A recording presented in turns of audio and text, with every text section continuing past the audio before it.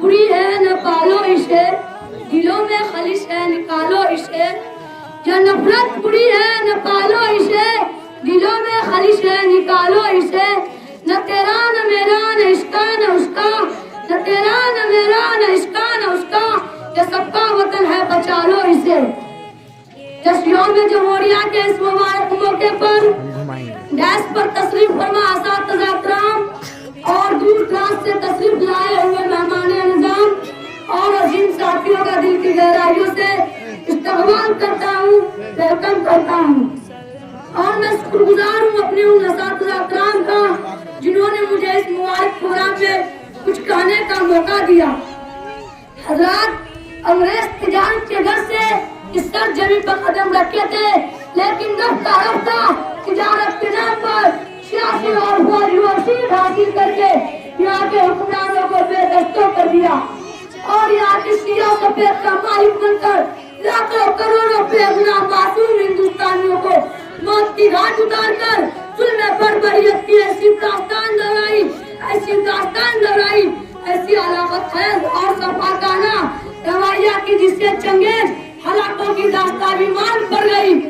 अंग्रेजों ने हिंदुस्तानियों की ईंट से ईंट बनाकर रख दी। हर जगह गिरी का बाजार गर्म हो गया। हर जगह सन्नाटा ही सन्नाटा, खामोशी की फिजा नजर आ रही थी और यूं महसूस हो रहा था कि अब भारत का सितारा इकबाल कभी मतलब खुशी से नमूदार नहीं होगा और हमेशा हमेश के लिए गुरु हो जाएगा। लेकिन इस धरती के खालिक व मालिक का यह दस्तूर रहा है कि जुल्म की टहनी कभी फलती नहीं, कि जुल्म की टहनी कभी फलती नहीं, नाव कागज की सदा कभी चलती नहीं। हिंदू मुस्लिम एकता अखंडता इत्तेहाद व इत्तेफाक के नतीजे से हिंदुस्तान का रुख बेदार हुआ। टीपू सुल्तान, शाह अब्दुल अजीज, सैयद अहमद शहीद, हजरत मौलाना शाह इस्माइल, हजरत मौलाना मोहम्मद कासिम नानोतवी, वीर भगत सिंह, डॉक्टर भीमराव अम्बेडकर, सरदार वल्लभ भाई पटेल, उन जैसे बुजुर्गों, उन जैसे हजारों रहनुमाओं की क़ियादत में लाखों लोगों ने अपने जानों के नजराने पेश किए, जान में शहादत नोश किया, गोलियां खाई, फांसी के फंदे पे लटका